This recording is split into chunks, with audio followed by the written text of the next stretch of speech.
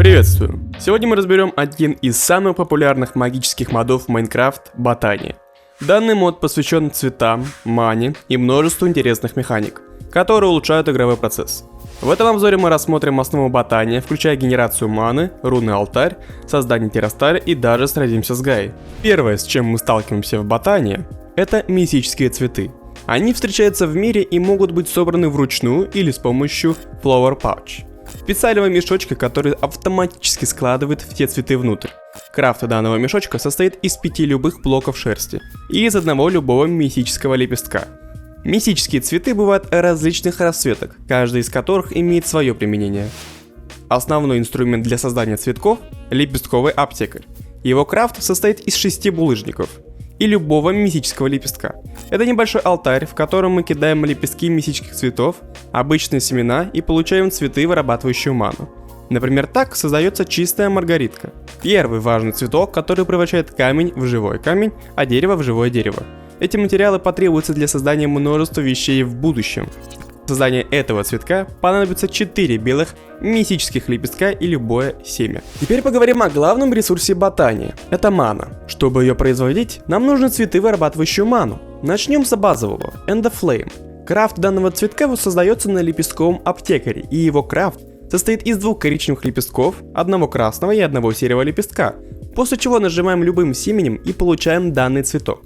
Этот цветок поглощает топливо, уголь, дерево и так далее, за исключением лавы, и в последующем действии преобразует его в ману. Производить ману — это одно, но ее еще нужно где-то хранить. Для этого используется распределитель маны, устройство, которое передает ману из цветков в хранилище. Оно соединяется с цветами правым кликом с One of the Forest, направляя поток маны в нужную сторону. Крафт данного посоха состоит из 3 живых палок и 2 любых мистических лепестков. А крафт распределителя маны создается из 6 живых деревьев, 1 медного слитка и 1 мистического лепестка. Главное хранилище маны — это бассейн маны, он же монопул. Он может накапливать огромное количество маны и использовать его для различных крафтов. Чтобы отслеживать баланс маны, можно поставить звезду маны. Это цветок, который покажет, идет ли мана в плюс или в минус. Крафт данных приспособлений вы видите на экране. Также цветок End of Flame можно автоматизировать с помощью раздатчиков и открытого ящика, которые будут выбрасывать топливо рядом с цветком. Работу данного механизма вы видите на экране. На деревянную плиту падает блок угля, редстоун останавливает подачу, цветок забирает уголь, редстоун возобновляет подачу угля, и так до тех пор, пока не закончится уголь. Другой интересный вариант – энтропиниум. Он питается взрывом TNT. Чтобы автоматизировать процесс, можно использовать раздатчик и обсидиан, который предотвратит разрушение ландшафта. Его крафт будет показан позже. Теперь перейдем ко всем цветам, которые способны вырабатывать ману. Первое – это Гор Марулис. Его функция – он преобразует все съедобные предметы в ману. Он поглощает брошенные рядом продукты питания, и чем больше голода восстанавливает еда, тем больше маны генерируется. Например, стейк, восстанавливающий 4 единицы голода, переваривается за 4 секунды, но также нельзя повторять беспрерывно одну и ту же еду, требуется разнообразие. Второе. Жевательная роса. Оно поглощает листву для генерации маны. Он поглощает блоки листвы в радиусе 8 блоков, превращая их в ману. После поглощения листвы цветок переходит в режим перезарядки на 30 секунд. Он легко автоматизируется при наличии лесных ферм или деревьев рядом. Третье. Нарслимус. Он преобразует слизни в ману. Он поглощает слизни в радиусе 32 на 32 на 8 блоков. Чем больше размер слизня, тем больше маны генерируется. Требует наличия слизневого чанка и условий для спавна слизней. Четвертое. Тайная роза. Преобразует опыт игроков в ману. Поглощает опыт у игроков в области 1 на 1 над цветком, превращая его в ману. Прост в использовании, но требует наличия опыта у игрока. Пятое. Термалили. Поглощает лаву для генерации маны. Поглощает источник лавы в радиусе 3 на 3 блока на той же высоте. После поглощения лавы генерирует ману в течение 45 секунд. Затем переходит в режим перезарядки на 5 минут. Требует постоянного обеспечения лавы и учета времени перезарядки. Шестой. Жизнеодуванчик. Он генерирует ману через симуляции клеточных автоматов. Создает цепочки из блоков Cellular Block в области 25 на 25 на той же высоте. Для начала преобразования цепочек необходимо подать сигнал красного камня. Требует понимания работы клеточных автоматов и настройки сигналов красного камня. 7. Кикиморус. Преобразует торты в ману. Поглощает рядом расположенные торты, генерируя ману. Требует постоянного обеспечения тортами, что может быть ресурсоемким. 8. Водогарнетизия. Поглощает воду для генерации маны. Поглощает воду в радиусе 3 на 3 блока, генерируя ману. Однако со временем увядает и исчезает. Легко устанавливается, но требует замены после увядания. 9. Спектролус. Поглощает определенный спектр различных цветов шерсти в радиусе 2 блоков от цветка, начиная с белого. Правда, он требует обеспечения цветной шерсти и учета последовательности цветов, как в креативе. 10. Дешалкерия. Генерирует ману при убийстве шалкеров. Поглощает энергию от погибших рядом шалкеров, генерируя ману. Требует нахождения и убийства шалкеров, что может быть опасно и трудоемко. 11. Рафловзия. Поглощает пассивные цветы для генерации маны. Поглощает близко стоящие пассивные цветки, такие как дневной цветок, послен, водогарнетизия, генерируя ману. Требует наличия пассивных цветов в радиусе действия. Эти цветы предоставляют разнообразные способы генерации маны, от простых до сложных, позволяя игрокам выбирать наиболее подходящие методы в зависимости от их ресурсов и предпочтений. Теперь перейдем к рунам. Они необходимы для сложных рецептов и создаются на руническом алтаре, который потребляет ману для активации. Чтобы передать ману на алтарь, нужно поставить рядом распределитель маны, направленный на него. Крафт рунического стола видно на экране. Требуется 5 живого камня и 1 мана-алмаз или мана-жемчуг. Чтобы их облить маной, достаточно кликнуть алмазом по мана-пулу, и вы получите мана-алмаз. Теперь перейдем к крафту рун. Для примера будет взята руна огня для цветка энтропиниум. Выкладываем содержимое на рунический алтарь и с помощью посоха направляем поток маны на рунический алтарь, после чего требуется подождать определенное количество времени для завершения ритуала. После завершения процесса кликаем на алтарь и забираем руну. Также хочу добавить, что для того, чтобы было легче распределять ману, можно скрафтить распределитель маны, который распределяет получаемую ману по мана-пулам. Террасталь – один из ключевых ресурсов ботания, который нужен для мощной брони и инструментов. Чтобы его создать, потребуется наземная агломерационная плита. Данная структура строится из 5 живого камня, 4 лазуритных блоков и из наземной агломерационной плиты. Кроме способов передачи маны через распространители маны, присутствует еще один метод, который более эффективен. Это Spark, они же искры. Искры могут быть улучшены с помощью Spark Augments, позволяющих эффективнее управлять потоками маны.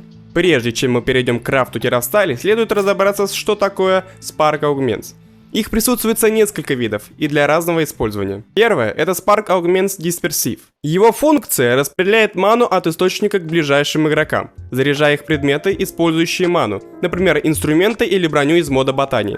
Устанавливается на искру, размещенную над монопулом. Когда игрок с использующими предметами находится поблизости, монопол автоматически передает ману для подзарядки этих предметов. Он полезен для автоматической подзарядки экипировки игроков без необходимости ручного вмешательства. Второе. Spark Augment Dominant. Он приоритетно принимает ману от других искр, перенаправляя потоки маны к себе. Устанавливается на искру, размещенную над монопулом, который должен получить ману в первую очередь. Этот монопол будет приоритетно заполняться маной от других источников. Он идеален для централизованного накопления маны или для обеспечения маны для важных устройств. Третье. Spark Augment Recessive. Он автоматически передает ману из своего монопула к другим монопулам с искрами, не имеющих аугментов, обеспечивая равномерное распределение маны. Он устанавливается на искру над монопулом с избытком маны. Этот монопол будет передавать ману к другим монопулам, помогая поддерживать баланс маны в системе. Он полезен для предотвращения переполнения монопулов и обеспечения равномерного распределения маны по всей системе. Четвертое. Spark Augment Isolated. Изолирует монопол от передачи маны, предотвращая как прием, так и отправку маны через искры. Устанавливается на искру над монополом, который должен быть исключен из общей системы передачи маны. Такой монопол будет работать автономно, не взаимодействуя с другими через искры. Он полезен для создания отдельных резервуаров маны или для специфических задач, где требуется независимость от основной системы маны. Использование этих аугментов позволяет гибко настраивать систему передачи маны в мире ботани, обеспечивая эффективное и целенаправленное использование ресурсов. Вернемся к крафту террастали. После того, как мы построили структуру, выкладываем содержимое на плиту. Одну моносталь, мана-алмаз и мана-жемчуг. После подпитки маны начнется процесс создания, и нам остается только ждать.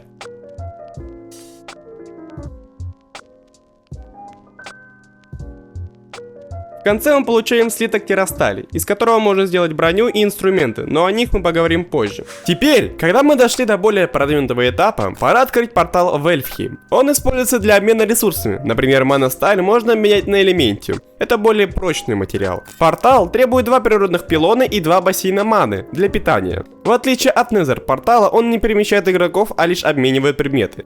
Активация портала требует половины запаса маны в бассейне маны. И расход маны будет сильнее, чем в других конструкциях. В игре присутствует 4 вида брони. Это террасталь, это элементиум, маносталь и из манонити. При каждом комплекте брони имеются свои особенности и свои бафы.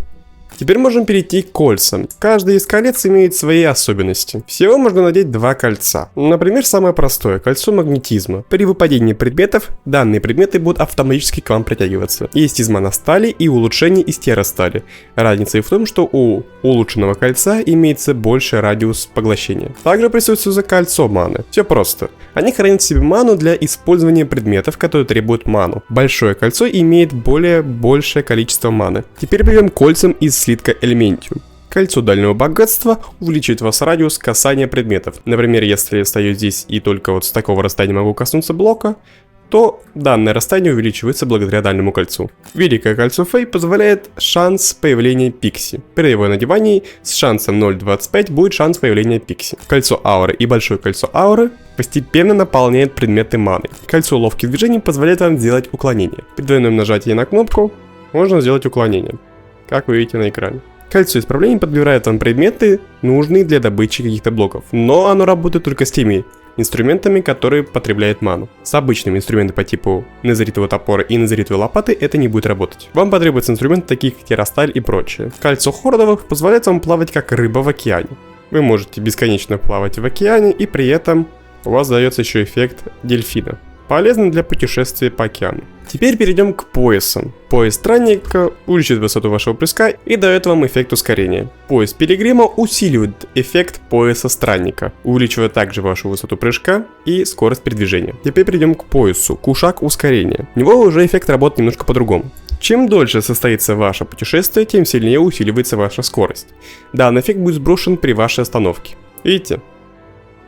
Я без остановки бегу, и моя скорость увеличивается. Но если я остановлюсь, то данный эффект будет сброшен. Прыжок здесь автоматически усиливается. Технический пояс очень прост. Когда вы его надеваете, вас невозможно толкнуть. Вместе с незеритовой броней вы будете неотталкиваемый.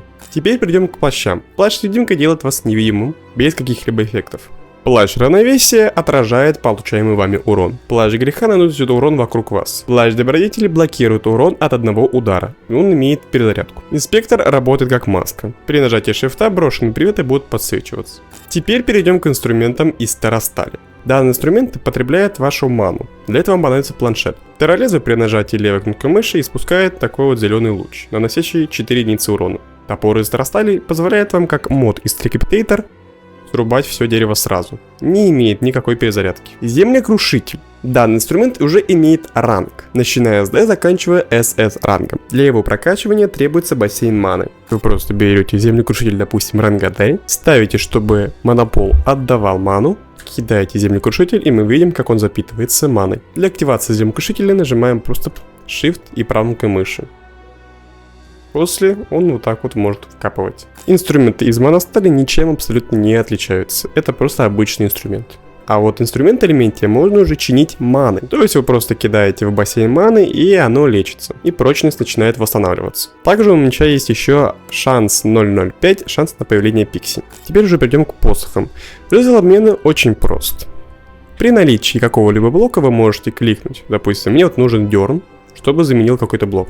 Теперь наводим на песок, и песок будет заменяться. Если у меня будет в инвентаре дерн, оно все заменится. Поскольку я в креативе, я могу изменять бесконечно. Чтобы изменить блок, который вам нужен, Shift, правой мыши по предмету, и теперь уже песок.